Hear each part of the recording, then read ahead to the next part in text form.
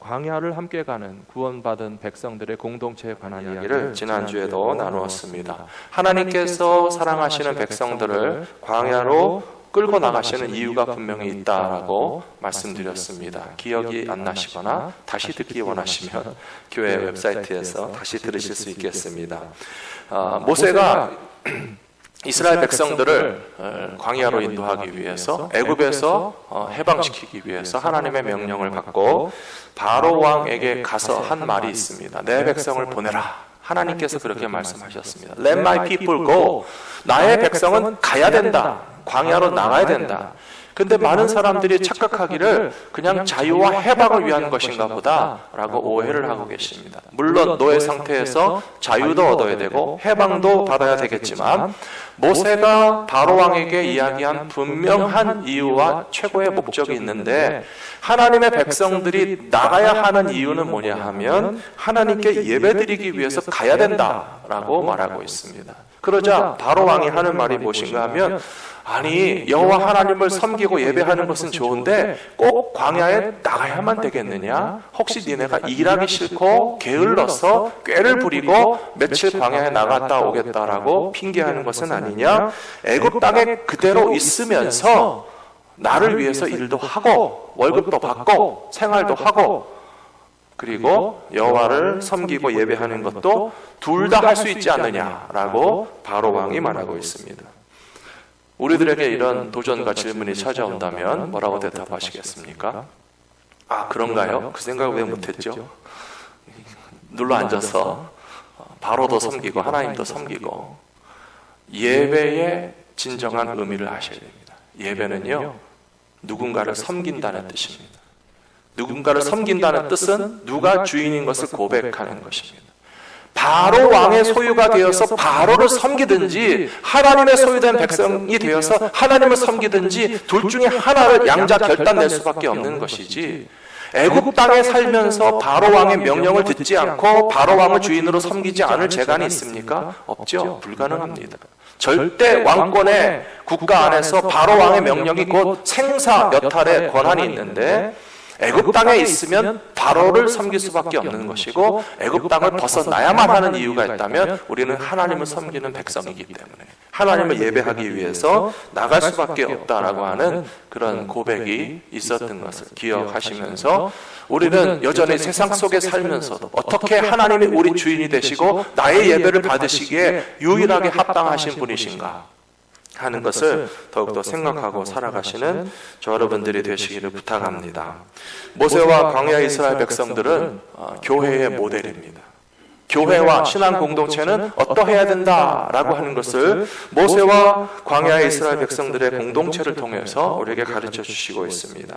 광야의 이스라엘 백성들의 정체성이 있다면, 또 비전이 있고 사명이 있고 목적이 있다면 그것을 하나님을 섬기는 데 있다 라고 말씀드렸는데요, 하나님을 섬기기 위해서 반드시 유지해야 할 자격 조건이 있습니다. 그것은 바로 거룩함입니다.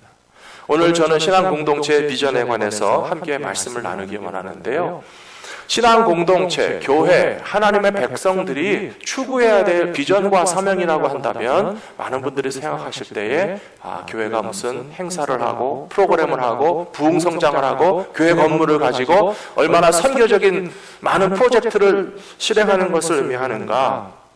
그것은 부수적인 것이고요. 또 교회의 본질적인 사명을 감당함으로써 파생되는 결과물이지, 교회 자체가 추구해야 할 더 핵심적인 그 코어에 해당되는 비전이라고 하는 것은 오늘 저는 세 가지 말씀드리려고 합니다. 첫 번째는 거룩이고, 두 번째는 사랑이고, 그리고 세 번째가 증인되는 것입니다. 사랑하는 성도 여러분, 하나님은 하나님의 백성들에게 무엇보다도 거룩하게 살기를 원하신다는 사실을 잊지 마시기 바랍니다.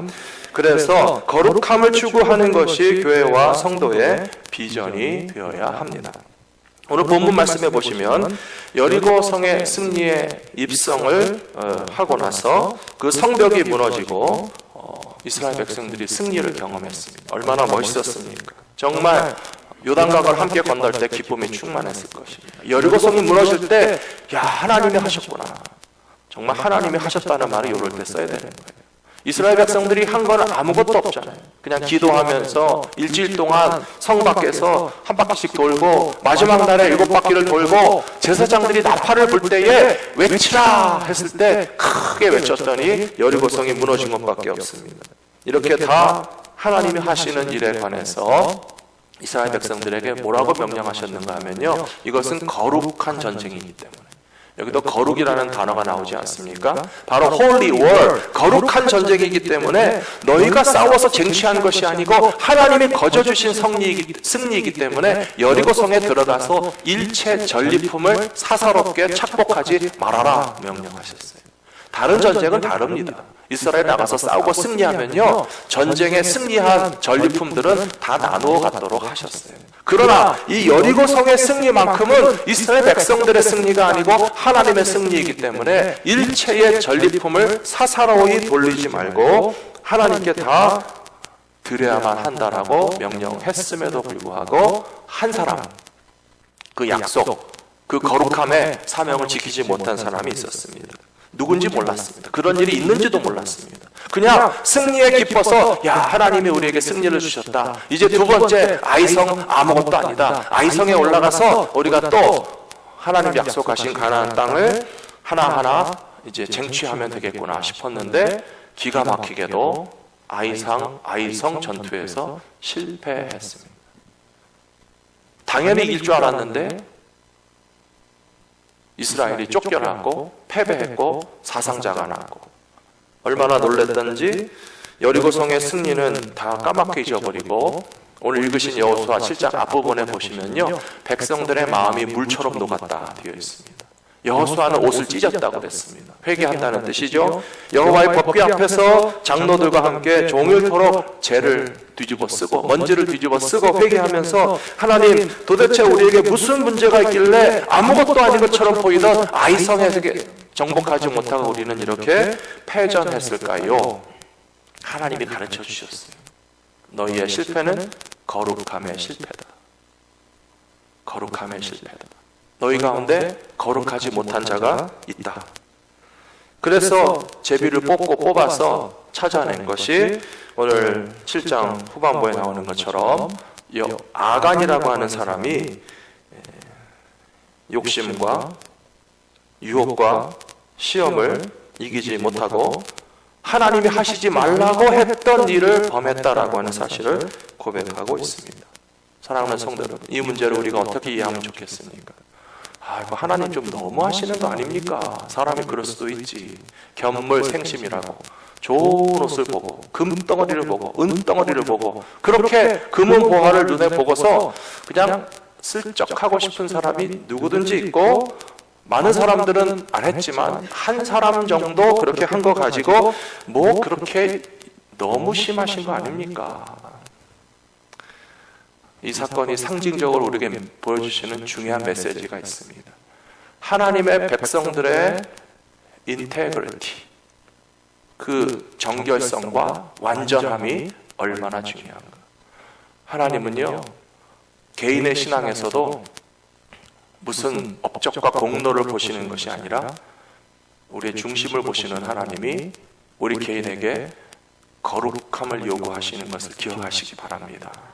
교회라고 하는 공동체가 추구해야 할 목적과 사명도 마찬가지입니다. 교회가 많이 커지고 많은 일을 하고 큰 건물을 가지고 많은 선교 사업을 하니까 우리는 정말 대단한 교회 성도들이야 라고 착각하는 것이 아니라 교회 안에서 그 정결성과 순결함에 있어서 인테그리티를 실패하지 않고 거룩함을 지키고 있는 믿음의 공동체라면 크고 작거나 많은 사업, 적게 사업하는 것을 따지지 않고 하나님 앞에 칭찬받고 인정받는 신앙 공동체가 된다는 사실을 기억하고 그것을 우리의 목표와 사명으로 삼으시게 되기를 부탁합니다.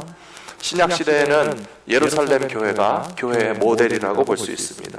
최초의 교회가 예루살렘에서 생겨났습니다. 예수님의 제자들 베드로와 요한을 비롯한 많은 제자들이 예루살렘 교회의 지도자가 되었습니다. 그리고 예수님께서 분부하신 모든 것을 가르쳐 지켜 행했습니다. 그렇다면 마태복음 28장에서 예수님께서 제자들에게 교회 공동체를 통해서 내가 너희에게 분부한 모든 것을 다 가르쳐 지키게 하라. 그것이 무엇이라고 생각하십니까? 그것은 성경 지식만을 말한다고 생각하지 않습니다. 혹은 한때 미국 교회와 한국 교회에서 유행했던 제자 훈련이구나. 아주 체계적으로 조직적으로 제자 훈련을 잘 시켜서 제자가 되게 하고 제자는 또 제자를 만들어내게 되고 제자가 자꾸 제자를 만들어내면 자동적으로 저절로 교회는 부흥하게 될 텐데 그게 먹힐 때도 있었습니다. 요새는 작동을 안 하잖아요. 도대체 뭐에 문제가 있을까요? 예수님께서 제자들에게 가르쳐 지키게 하라라고 했던 것은요, 제자 훈련의 테크닉이 아닙니다. 교회 성장의 방법론이 아닙니다. 성경의 지식을 말하는 것도 아닙니다. 예수님께서 가르쳐 지키게 하라고 하셨던 말씀의 핵심은 하나님의 백성의 정체성과 본분을 지킬 수 있도록 거룩한 성도의 삶에 집중하는 것을 가르치고 지켜 행하면서 거룩한 성도의 삶을 지속적으로 살아가고 그것이 전파되고 확장될 수 있도록 하나님의 나라를 만들고 하나님의 나라를 사는 성도가 되게 하고 제자가 되게 하라 하신 말씀으로 기억하시면서 교회의 본질적인 사명은 바로 거룩함에 있다라고 하는 사실을 오늘부터 더욱 마음 가운데 기억해 주시기를 부탁드립니다. 기업체의 목적이라면 이익 창출에 있습니다. 비즈니스 하시는 분들은요, 왜 비즈니스 하십니까? 하나도 잘못된 게 없는데요, 돈 벌려고 하시는 거예요. 기업체를 하시는데 돈을 안 벌면 그건 잘못된 것입니다. 그래서 함께 일하시는 모든 직원들에게 다 이야기하실 겁니다. 우리 직원들이 다 같이 힘을 합해서 더 많은 이익 창출을 위해서 노력합시다. 우리가 물건을 만들다면 더 좋은 물건을 만들어서 판매하고 우리가 서비스를 제공한다면 더 소비자가 만족할 수 있는 아주 최고의 수준의 서비스를 제공함으로써 우리는 더 많은 수익을 올리게 될 것이고 그 수익을 우리가 함께 나누게 되면 기업가로서 또 직장생활 하시는 분들로서 우리가 성공하는 것이 아닙니까? 맞는 이야기죠. 근데 교회의 목적과 사명은 차원이 다릅니다. 교회는요, 이익 창출을 목적으로 하지 않습니다. 수익을 분배하는 데 교회의 목적이 있지 않습니다. 하나님을 잘 섬기는 거룩한 백성의 정체성을 지키고 우리가 비록 죄 많은 세상에 살지만 그러나 이 세상 가운데서도 빛과 소금의 역할을 하면서 하나님 앞에 칭찬받고 영광 돌릴 수 있는 거룩한 성도의 본분을 더 잘 지켜 행할 수만 있다면 그것이 성도의 성공이고 그것이 교회의 성공인 줄 알아서 거룩함을 추구하는 것이 개인이나 교회의 목적과 사명이 되어야 할 줄로 믿습니다. 사랑하는 성도 여러분, 우리의 주인은 하나님이십니다. 믿으십니까? 거룩하신 하나님께서 우리의 주인이 되시고 아버지가 되시면서 우리에게 뭘 원하시겠어요? 돈을 많이 벌어와라 그러시나요? 꼭 금메달을 따라 얘기하시나요? 세상에서 네가 하고 싶은 건 성공하고 1등해서 정말 인기와 명예를 누리라고 하나님이 원하시는 것이 아니고요. 거룩하신 하나님은 사랑하는 자녀들이 세상에서도 빛들로 나타나며 하나님의 자녀로서 부끄러움이 없는 삶을 살기를 요청하신다는 사실을 개인과 공동체를 통하여서 기억하며 살아가시는 모든 성도들이 되시기를 축복합니다. 베드로전서 1장 15절 16절 말씀 같이 읽겠습니다. 오직 너희를 부르신 거룩한 이처럼 너희도 모든 행실에 거룩한 자가 되라. 기록되었으되 내가 거룩하니 너희도 거룩할지어다 하셨느니라. 아멘. 하나님께서 무엇을 원하신다고요? 거룩한 자가 되라. 16절에서는 내가 거룩하니 너희도 거룩할지어다. 하나님께서 우리에게 원하시는 거룩함의 사명을 지켜나가시는 모든 성도들이 되시기를 부탁합니다. 두 번째로 교회의 비전과 사명이 있다면 그것은 사랑의 공동체를 완성해 가는 것이 교회의 비전인 줄 알고 함께 추구해야 된다고 저는 믿습니다. 베드로전서 4장 8절, 9절, 10절 말씀 우리 또 같이 읽어보겠습니다. 무엇보다도 뜨겁게 서로 사랑할지니 사랑은 허다한 죄를 덮느니라. 서로 대접하기를 원망 없이 하고 각각 은사를 받은 대로 하나님의 여러 가지 은혜를 맡은 선한 청지기 같이 서로 봉사하라. 아멘. 거룩과 사랑에 대해서 말씀드리는데요. 거룩과 사랑이 서로 잘 연결되어 있는 것처럼 느껴지시나요? 아니면 거룩은 거룩, 사랑은 사랑, 좀 따로 느껴지시나요? 솔직히 대답하셔도 돼요. 거룩은 거룩인 것 같고 사랑은 사랑인 것 같죠?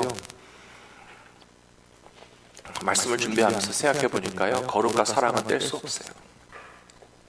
거룩해야 사랑할 수 있고요, 사랑할 때 거룩해지고요. 거룩하지 못하면 사랑도 불가능합니다. 아담과 하와가 순결할 때 사랑으로 하나가 됐어요. 그러나 그들이 각각 하나님 앞에 범죄하고 거룩함에 대해서 실패했을 때 그들의 사랑도 금이 가고 멀어졌어요. 하나님의 백성들도 하나님께 사랑받고 하나님께 사랑 드리기 위해서 거룩해야 됩니다. 하나님이 우리를 사랑하시지만 그러나 죄 가운데 파묻혀 있는 우리들을 일단 예수 그리스도의 십자가 보혈로 씻어주시고 거룩하게 만드신 다음에 우리를 더 사랑하시고 우리의 사랑을 받으시는 것이지, 우리가 거룩함을 실패하고 있는데 하나님 앞에 온전한 사랑을 드릴 수 있다고 절대 착각하지 말아야 됩니다. 그러므로 거룩함과 사랑은 뗄래야 뗄 수가 없는 것입니다. 남편과 아내가 서로 거룩함을 지킬 때 그 순결함과 거룩함 때문에 진정한 사랑으로 하나 되는 역사가 일어나는 것이고, 수치와 분노와 미움은 사라지고 뜨거운 사랑의 불꽃이 계속 타오를 수 있는 조건이 있다면 거룩함이 유지되어야 된다는 것입니다. 거룩함이 깨진 관계 가운데서 어떻게 부부의 사랑이 유지될 수가 있겠습니까? 거룩함을 지키지 못하는 백성들이 하나님을 사랑한다라고 하는 것은 말뿐인 것이고, 하나님께 예배하고 경배하기 위해서, 하나님의 사랑을 경험하기 위해서 진정한 거룩함이 있을 때 진정한 사랑도 체험할 수 있다는 사실을 성경을 통해서 우리는 기억해야 된다고 저는 믿습니다. 그래서 예수님께서 제자들에게 뭘 명령하셨는가 하면요, 너희가 서로 사랑하라 라고 명령하셨어요. 예수님이 뭐라고 명령하셨다고요? 서로 사랑하라. 예수님이 미워하지 말아라 라고 명령하신 게 아니에요. 우리는 서로 사랑하라고 하신 예수님의 명령을 어떻게 해석하나 하면요, 미워하지 않으면 되지 뭐. 미워하지 않는 게 사랑입니까? 그럼 우리는 다 사랑하고 있겠네요. 미워하지 않고 있으니까. 평화란 싸우지 않는 게 평화가 아니에요. 싸움이 해결되고 관계가 회복되고, 샬롬이라고 하는 것은 전쟁이 없는 상태가 샬롬이 아니고요, 하나님과 인간과의 관계가 화목하게 되고 사랑하게 되고 도와주게 되고 협력하게 되는 것처럼 진정한 화평을 이루기 위해서는 미워하지 않는 것이 사랑이 아니고 적극적으로 뜨겁게 진짜 사랑을 실천하고 행하는 것이 거룩한 백성과 교회 공동체의 참된 목적과 비전이 되어야 한다는 사실을 말씀을 통해서 기억하시게 되기를 부탁합니다. 요한복음 13장에서 예수님께서 이렇게 명령하셨습니다. 같이 읽겠습니다. 새 계명을 너희에게 주노니 서로 사랑하라. 내가 너희를 사랑한 것 같이 너희도 서로 사랑하라. 너희가 서로 사랑하면 이로써 모든 사람이 너희가 내 제자인 줄 알리라. 아멘. 예수님이 몇 번 말씀하셨습니까? 3절 동안에 34절에서도 서로 사랑하라. 그 끝에서 서로 사랑하라. 35절에서도 서로 사랑하라. 근데 서로 사랑하는 방법도 가르쳐 주셨어요. 뭐냐면요, 내가 너희를 사랑한 것 같이. 예수님께서 우리를 사랑하시는 방법으로 우리가 서로 사랑하는 것이 주님의 명령이고 성도와 교회의 사명입니다. 그렇다면 예수님이 우리를 사랑하시는 방법은 무엇일까요? 빌립보서 2장에 나와 있는데요, 예수님의 사랑의 방법은요, 남을 나보다 낮게 여기는 거라 그랬어요. 사랑하실 때 나보다 잘난 사람도 사랑하시고 못난 사람도 사랑하시겠죠? 근데 때때로 우리가 우리보다 못난 사람을 사랑할 때는 진짜 사랑이라기보다는 좀 측은히 여기고 불쌍히 여기고 연민의 정으로서 사랑하는 수가 있고요, 우리보다 잘나신 분을 사랑할 때는요, 정말 흠모하고 사랑을 갖다 바치고 내가 이런 분을 사랑하는 것만으로도 참 영광스럽게 느껴지는 그런 사랑이 있습니다. 다 완전한 사랑은 아니지만 좀 설명하자면 그렇습니다. 예수님께서 우리를 사랑해 주시는 방법은요, 이 낮고 천한 죄인들 참 불쌍하구나 측은히만 여기시는 사랑이 아니었고요, 우리를 정말 존귀하게 여겨주시고 높여주시면서 예수님께서 제자들에게 명령하신 사랑의 방법이 다른 사람을 너보다 더 낮게 여기고 더 훌륭하고 존귀한 존재로 여기면서 겸손한 마음으로 사랑해야 된다라고 가르쳐 주셨습니다. 사랑하는 성도 여러분, 자기를 낮추는 겸손이 진짜 사랑입니다. 생각해보면 교만한 사람은 절대 사랑하지 않습니다. 사랑하는 척하고 사랑받기를 원하고 내가 널 사랑해 주는 게 고마운 줄 알아. 교만한 마음입니다. 진짜 사랑이라고 말할 수 없습니다. 참 사랑은 남을 나보다 낮게 여기는 것이고요, 겸손함이고요, 죽기까지 복종하는 것이고요, 예수님께서 십자가 위에서 죽으시면서 당신 자신의 전부를 내어주신 것 같이 예수님이 사랑하시는 그 방법을 따라서 우리가 사랑한다면 그것이 교회요, 그것이 성도라고 칭찬을 받고 인정을 받게 될 것이라고 저는 믿습니다. 저는 지금 결혼 주례를 하고 있는 것이 아닙니다마는 진짜 사랑은 바로 여기에 있습니다. 예수님의 사랑으로 사랑해야 진짜 부부가 될 수 있습니다. 부부가 될 때 가끔 젊은 사람들의 결혼 예식에서도요, 그런 소리들을 해요. 자기가 잘났다고, 당신 나를 만나서 수지 맞은 줄 알라고, 남들이 다 얘기한다고, 내가 나보고 손해라고, 당신 같은 사람이랑 결혼해갖고 나는 손해라고 그러니까 당신은 덕분 줄 알아. 그런 교만과 착각에 빠진 사람들이 종종 있습니다. 주변에서도 그런 소리들을 많이 하십니다. 왜 이렇게 짝을 놓고 그게 비교를 하십니까? 누가 이렇게 맺어져서 짝을 지어서 결혼하고 사랑하고 그러면 그냥 다 축복해주고 얼마나 좋으냐, 다 열심히 사랑해라 해야 되는데, 아이고 아깝다 하는 소리도 하고, 누구는 수지 맞았다 하는 소리도 하고, 옳지 않습니다. 오히려 뒤집어져야 됩니다. 참된 사랑을 하려면 남편이 아내에게 나랑 만난 거 좋은 줄 알아, 그렇게 얘기하는 것이 아니고, 나를 사랑해줘서 고마워, 나와 결혼해줘서 고맙고, 당신 같은 사람과 결혼하게 된 것이 내게 정말 하나님의 축복이라고 느껴지고, 나는 당신보다 부족한 것이 너무 많은 사람인데 나는 당신에게 죽기까지 복종할게. 내 자신을 예수님처럼 다 내주고, 오늘부터 나의 모든 것이 다 당신 거니까 당신 맘대로 하시고 당신이 하라는 대로 다 하겠습니다. 예, 이런 사람은 우리 장로님 말고는 안 계시잖아요. 예, 너무 비현실적인 이야기를 제가 했네요. 우리 장로님은 그런 분이세요. 예, 얼마나 권사님 좋으시겠습니다. 많은 사람들이 이런 생각 안 하니까 문제인 거예요. 그냥 불만이 가득해가지고 내가 누군지 모르고 말이야, 내가 같이 살아주는 것만 해도 고마운 줄 모르고, 내 말도 안 듣고 내 하자는 대로 안 하고 나를 위해서 당신이 희생하는 게 뭐가 있어? 그런 생각을 하고 있으니까 예수님의 사랑이 안 이루어지는 거예요. 예수님은 하늘 보좌 버리고 내려오셔서 우리를 존귀하게 여기시고, 다른 사람을 나보다 낮게 여기라고 하시고, 순종하라고 하시고, 겸손하라고 하시고, 당신 자신을 다 내어주시는 그런 사랑으로서 성도들은 서로 사랑하라 라고 말하고 있는데, 오늘날 많은 성도들의 신앙생활이 기쁨이 없고 만족이 없어요. 왜 그렇겠습니까? 너무 교만합니다. 성도들이 교만해요. 죄송합니다. 성도들만 교만하지 않고요, 목사들도 교만합니다. 저는 안 교만하다 그러는 거 아니에요.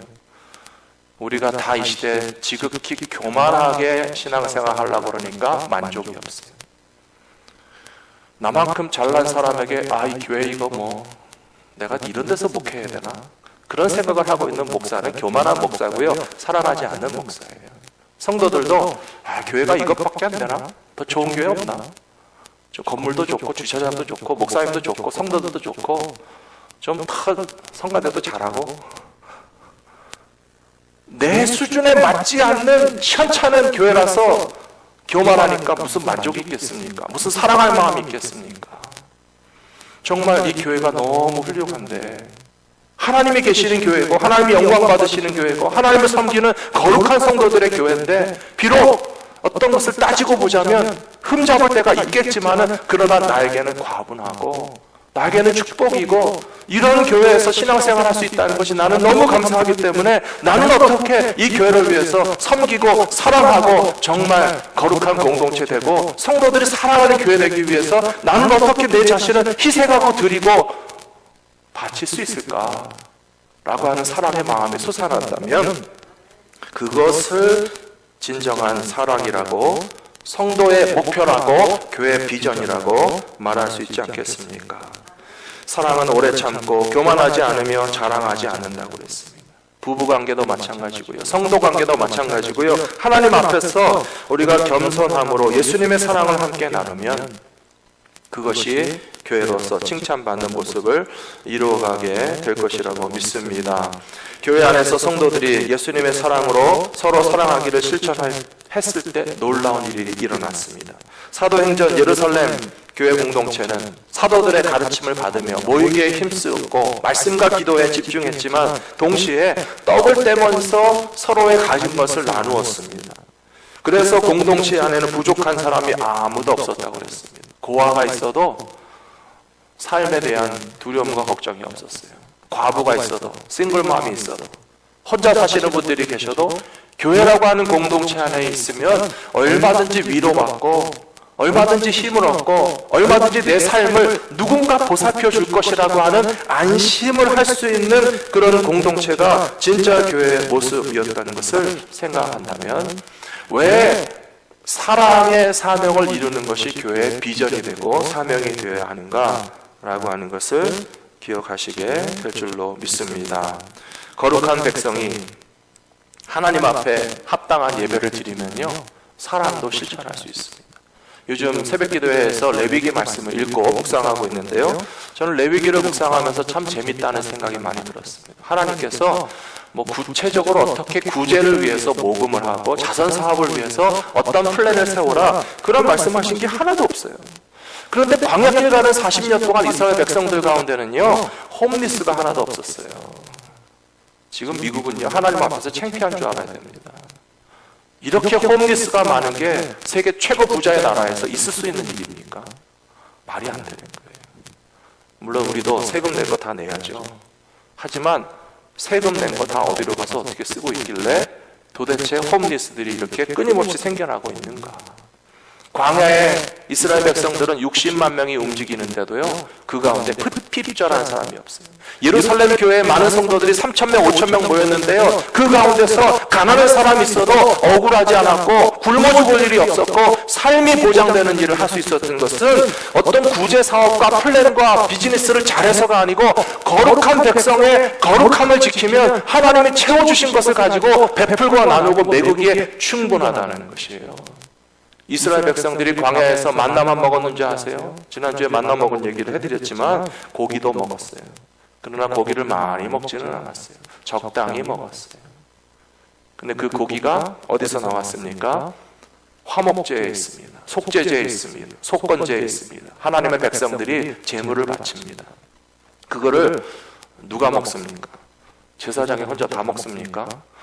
제사장이 어떻게 다 먹습니까? 소를 바쳤는데, 양을 바쳤는데 그 고기를 이틀 이상 놔두지 말라고 그랬어요. 서원 제물도 3일까지 가지 못하게 했어요. 그러면 그것은 신속하게 많은 사람들이 쫙 나눠 먹어야 함께 먹을 수 있는 것이지, 그거를 제사장이 혼자 먹을 수도 없고 냉동 보관하는 일도 없고 한두 사람이 와구와구 먹는 법도 절대 없고, 거룩한 예물을 거룩하게 먹어라. 거룩함은요, 공정함입니다.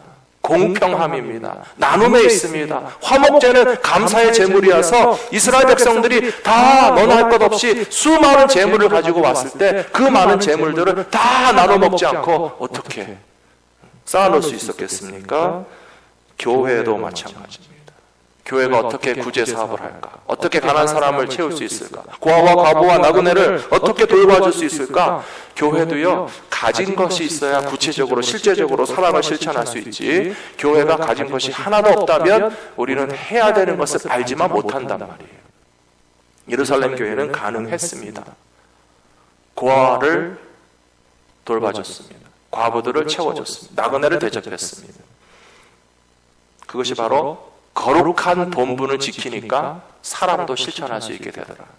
근데 예루살렘 교회에 놀라운 사건이 하나 발생했어요. 구약시대의 아간의 사건과 똑같은 상황이 벌어졌어요. 아나니아와 삽비라라고 하는 부부가 거룩함의 룰을 깬 것이에요.